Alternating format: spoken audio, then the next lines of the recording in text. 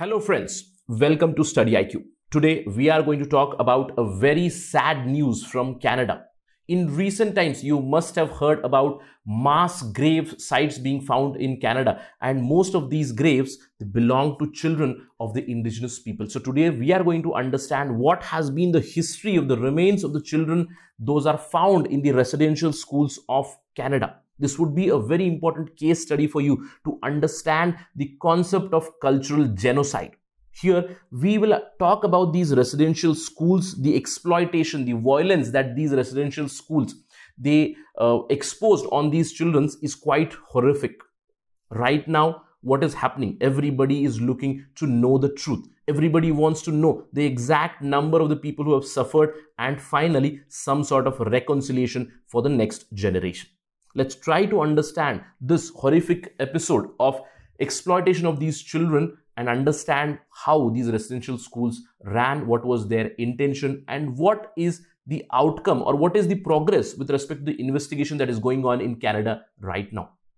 Let's begin the discussion. I am your friend Rahul Saigaonkar. If you want to follow me, you can follow me on this particular ID, Rahul Sai 222. And if you're preparing for some sort of competitive exam like the UPSC Civil Service Examination or State PSC Examination, just go to studyiq.com or download the app to know more. There are a lot of discounts running till 16 July. Do avail the services. Let's talk about the news. You must have heard such news in May and June. For almost 2 months now, there has been a news of unmarked graves being found at residential schools in Canada. You can see the news. This was in June. 751 unmarked graves were found at a residential school in Canada. Such news has been repeating more and more. In fact, a lot of investigation is going on by many organizations, especially the Indigenous Peoples Organization. They are carrying out and trying to find more such grave sites at different residential schools. The question here is what exactly happened. Now, see, these mass graves have been found at residential schools. The pictures have been shown here. Between May and June, last 2 months, we have seen at least 5 grave sites of indigenous people. Now, what are these indigenous people, first of all? See, wherever you go, in countries like Australia or USA or Canada, you find indigenous people. In fact, in India also, the original inhabitants are called indigenous people. And these people are exposed to colonialism and imperialism. So, for instance, the British entered Australia, the British went to US, the British went to Canada, the French went to Canada. There was a lot of tussle between these colonizers also. What happened to these indigenous people? Many of them were exploited. And one such example is this particular gravesite where the indigenous people's children were forcefully thrown into residential school like this, basically to teach them the European way of life. And you can see the location of this particular school pretty secluded from the original site or the city. Such sites have been found in provinces of Manitoba, British Columbia and Saskatchewan in Canada. The search is on to find more such sites. We'll talk about such sites at the end of the discussion also. But let's try to understand what exactly happened. After finding these mass graves, people have put lights like this. This is a picture. Please try to understand the gravity of this picture. Look at the lights. Hundreds and thousands of unmarked graves have been found, mostly of children at these residential schools.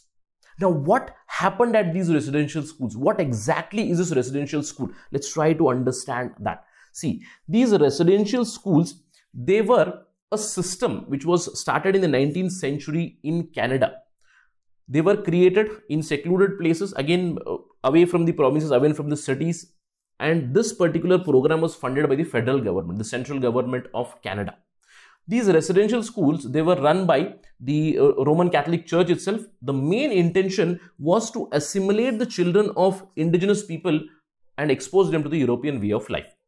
You must have heard of the concept called as the white man's burden. We were also exposed to that, isn't it? We were also colonized for 200 years in India. And what was the justification of these colonizers? They suggested that the civilization, especially in the colonies, they are not developed, they are uncivilized, and we want to expose them to newer ideas. We want to expose them to the European way of life. Similar thing happened in Canada also. In 19th century, at least 130 such residential schools started in Canada. Between 1883 and 1996, forcefully about 150,000 children of indigenous people were taken away forcefully. Many of these children have not even returned to their families. They have never been reunited to the families, even after the death. You can see the unmarked graves here. Those are not united with their families. Please try to remember that this program of the residential schools, it was funded by the federal government itself. It was run by the Department of Indian Affairs, right? They were all called Indians. Basically, the indigenous people in US, indigenous people in Canada, they are called Indians, right? So this Department of Indian Affairs, it ran these residential schools, and the administration was with the Catholic Church. Now, what happened during this period? I told you that about 150,000 children used to study at these schools between 1883 and 1996. Please remember that 1996. That means very close to the 21st century also, such cultural genocide was happening. What was happening in these schools? In these schools, the nuns, the tutors, the pastors, what they did with children, the children of the indigenous people, they were not allowed to follow their own cultural practices. They were not allowed to speak their language. They were not allowed to follow their traditions and their culture. They were being exposed to European ideas, speak French, speak English, follow the European culture. Continuously, these children were emotionally, physically, and sexually abused. In fact, I would appreciate, after watching this particular discussion, do search for some videos of the survivors from these residential schools. You will find hundreds of such survivors. I just remember one of the survivor giving an interview where the survivor says he is perhaps right now in his late 50s, but very vividly he remembers what happened with him in the residential school. He says that in one of the incidents, the nun at this residential school, she pushed his face in his own urine, and when he started crying, the nun repeatedly did that. At the end of the video, he does cry and he does say very emotionally that that particular incident, it hurt him physically, it hurt him emotionally, and it left a mental trauma, a mental picture in his life. And even today, those scars remain.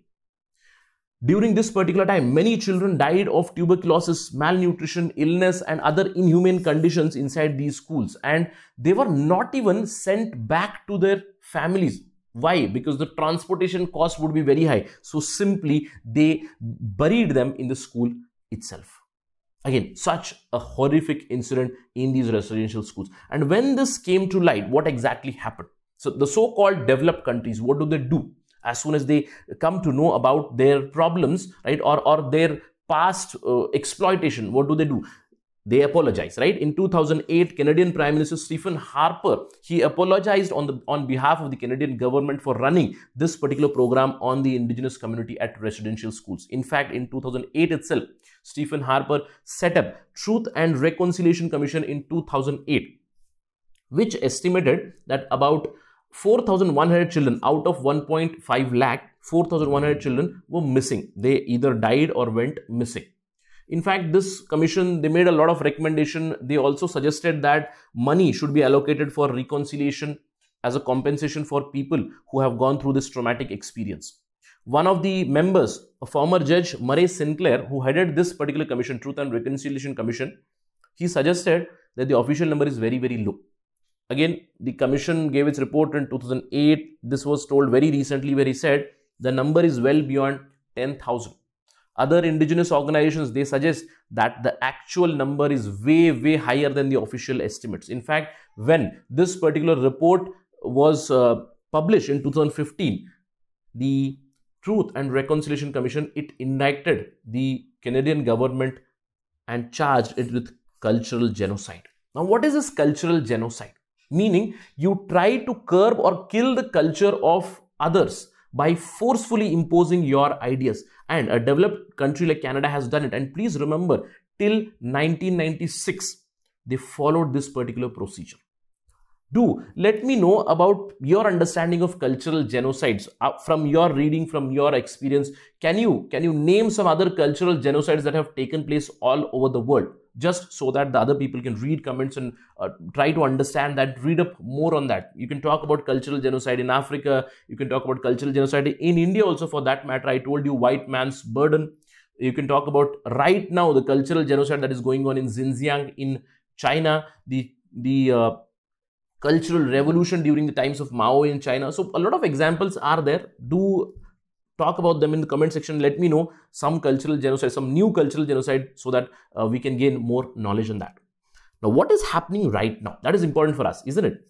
Currently, the Prime Minister, Justin Trudeau, that is Canadian Prime Minister, he has already set aside 27 million Canadian dollars for finding the mass graves. Although in 2015, when he was campaigning for his election, he did suggest that the indigenous question would be central to his agenda. So vote was already garnered on that. But the indigenous groups have criticized Justin Trudeau that his government has been very slow in implementation of the recommendations of Truth and Reconciliation Commission. In fact, many people have criticized that the set aside amount of $27 million was released in 2020 and 2021, which was already very, very late after so many other mass grave sites, graveyards were found, right?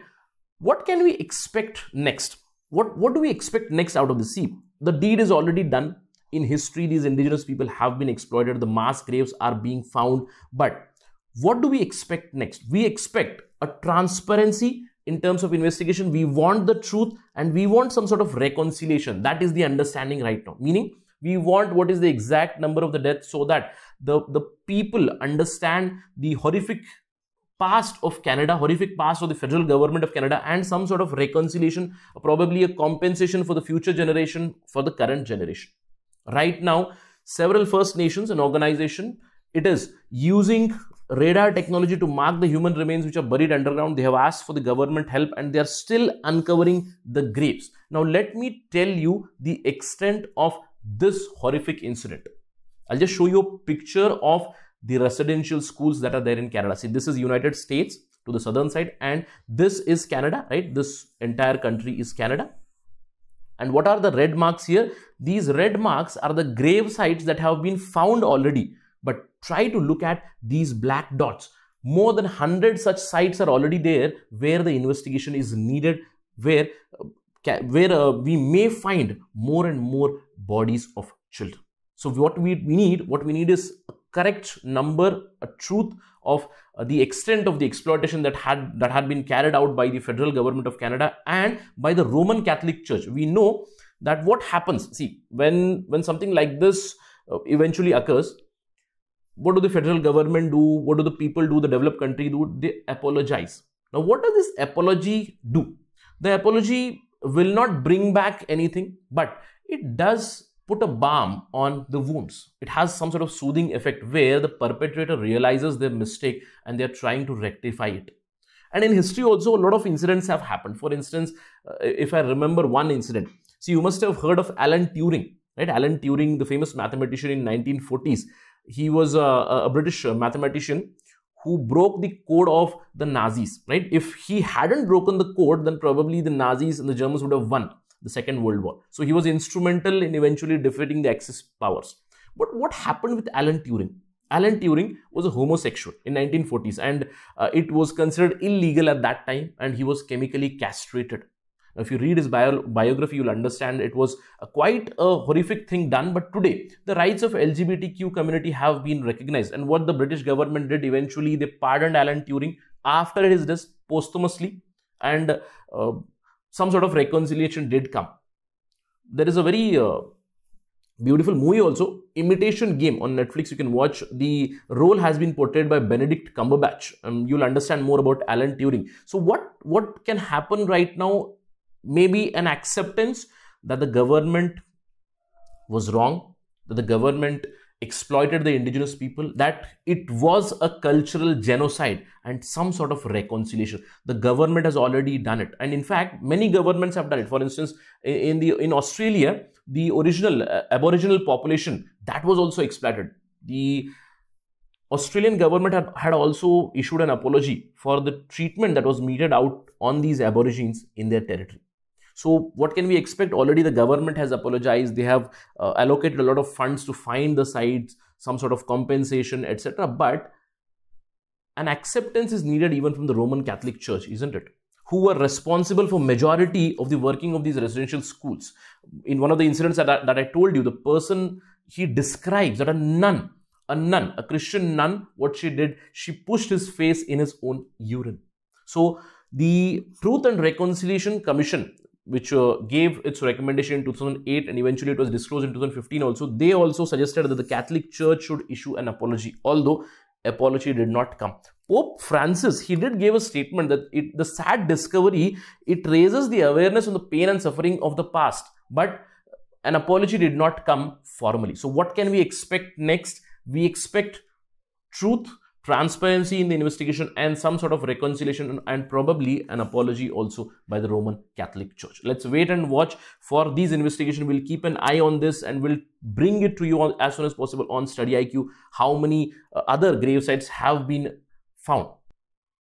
Till then, stay tuned with Study IQ. With that, let me take your leave. Thank you for watching. Jai Hind.